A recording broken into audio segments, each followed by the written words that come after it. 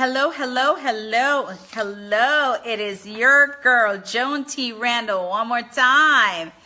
You're going to see me a couple more times tonight, but I am excited again to be back on tonight to bring to you another amazing co-author that will join me on the screen in a few moments. And so I'm going to make sure you turn your phone horizontally so that we can connect. It worked. Hi. Hi, Julie John. Hi. How are you? I'm doing great. I'm excited. I'm excited to see you. Yay! You have a volume? Can you turn up your volume a little bit? Let me see. Yeah. Can you hear me better? Yes, I can hear you better. Okay. So how are you, beautiful? I'm doing good. I'm excited about today. I'm really excited. I know that this has been such a love project for you. And Yeah. I'm just proud to be a part of it. I'm proud that you asked me to be a part of it. It's just crazy that it's come to this after so long and all the work we did. It's just awesome. Yeah. You know what was funny is that there were 3 people I knew that I never even had to ask more than once, and you're one of those 3 people. Thank you. I know that, all right, even if everybody else said no, I know that there would be at least 4 of us in this anthology. So I was excited, to have you be a part of it. And for those of you that have joined, thank you for joining. Thank you for watching. We so appreciate you. And I have the lovely Julie on with me, and I'm so excited that she's here joining me in this space tonight. So Valerie, thank you for joining. Julie, are you there? I am. Can you hear me? Oh yeah. I don't know why you look for, oh, there you go. There you go. Yolanda, thank you for joining. Valerie, thank you for joining. And the people are just joining and coming in. Evangela, thank you. Jackie, you're there. Leslie, thank you for joining. We're super excited to have you with us today as I interview my very good friend Julie about her role in the book. So you and I met by divine, right? Wouldn't you say that? Yes. By divine. I really think absolutely. It was by divine intention. No, there's no other way to say it. Yeah. Because I came to San Diego, California. Yes. We met and we hit it off immediately. Immediately. Yes. We hit it off. And I spent 6 days in California. I left, I came home on a Tuesday, and that Thursday I went in the hospital. Yep. And that changed my whole life. Yes. So it did. It certainly did. So guys, this is a beautiful angel. I love this lady to death. Julie Sands. She is a phenomenal woman, a superstar. Thank you. Business owner, like in the top tier of realtors in the entire country. This lady is a coach. She is, she has radio shows, she has podcasts, she speaks, she does it all, and she serves. She has a heart for service. So it is my honor to have Julie Sands a part of this anthology. And I'm going to turn it over to you and just ask you to share a little bit about yourself, Julie. Thank you. Thank you, Joan. First of all, I want to thank you again. Yes, we did meet in San Diego. Can you hear me okay? Yes.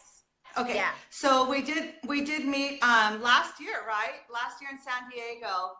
And I have to tell you, you're just a godsend, an angel. And you were talking to Leslie earlier, and I was able to pop into the replay. And it's when God puts someone in your path, and you know that you're supposed to support each other and be there for each other. There's nothing that can separate that. And I'm so thankful for you and for Leslie. And you girls had me crying earlier. I was driving, trying not to cry because I couldn't see.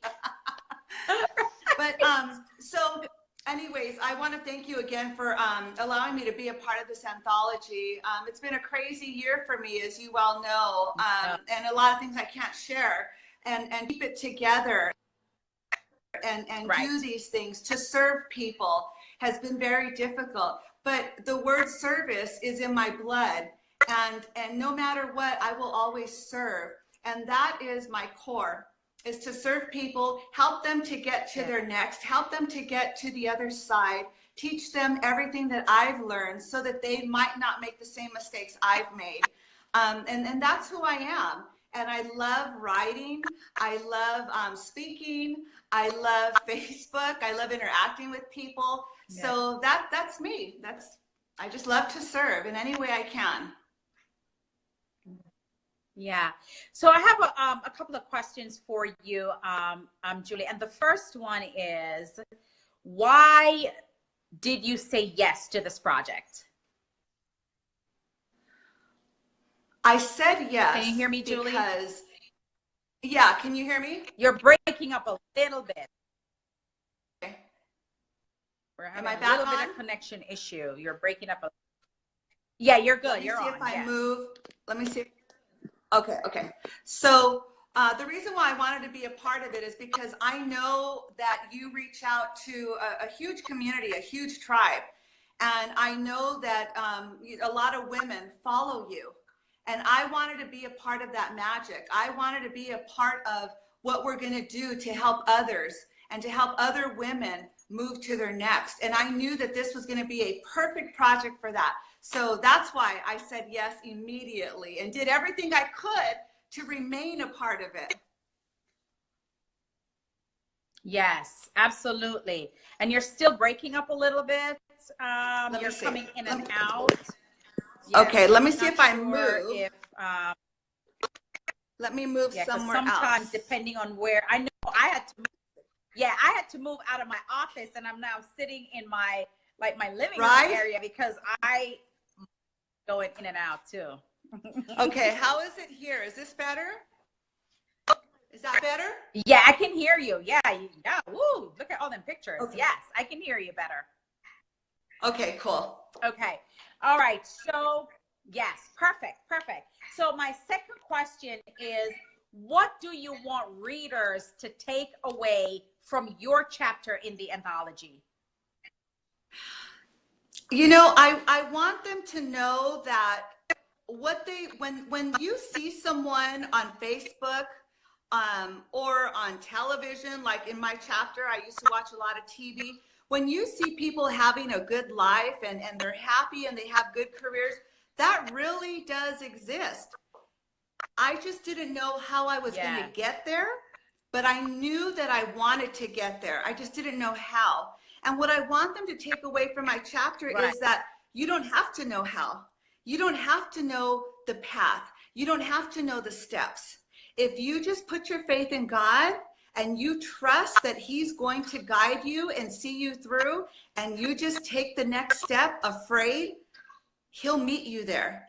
And you take one step and then you take another step and another. And before you know it, you are well into your way of getting to the goals that you set for yourself. So I want them to take away the fact that, yes, there is a dream life. It does exist and you can have it.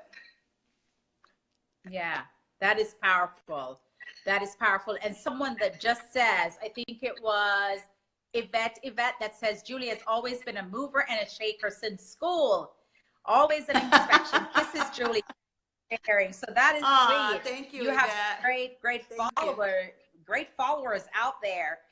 I do. I have a lot of wonderful support. I'm so blessed. Yeah.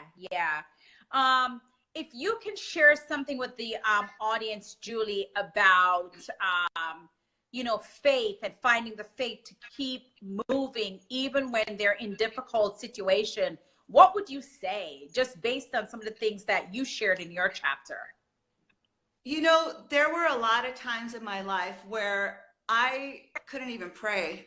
I was so torn and so broken that I didn't have the words to pray. They just didn't exist because I was on the verge of thinking God abandoned me and that He forgot about me and that the joke was on me. I'm the fool. So there were a lot of times in my life where I didn't have the words or the strength to pray. And I would just get on my knees and just say, Lord.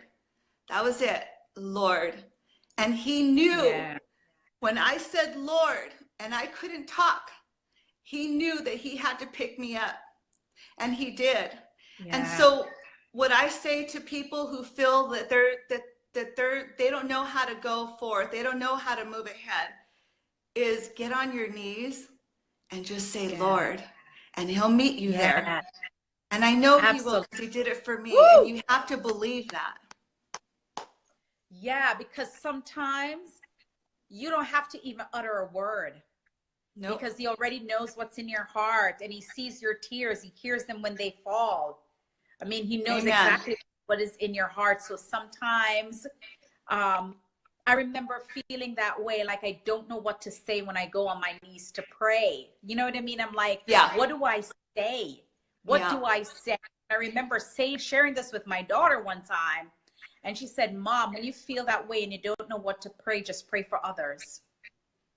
Yeah, that's exactly what that's so she said. True. Just pray for others. Yeah. You know what? That is so true. And a lot of times, I was just telling someone the other day, I had this huge bill come in. I didn't know how I was going to pay it. It was a large sum, and it scared me. And I sat in my office and I thought, you know what? No, I'm not going to be afraid of this. I'm not going to let this scare me. I'm not going to think that I'm not going to make it to next week because of this big bill. So I went to the gas station. I went to the little ATM they have in there. I pulled out some money and I started putting gas for people. I started giving back, and that took the fear away. When I gave back, I realized that, you know what, there are people in situations that are worse than mine. And it made me feel so good to give back. And I don't tell these stories. I say them very humbly.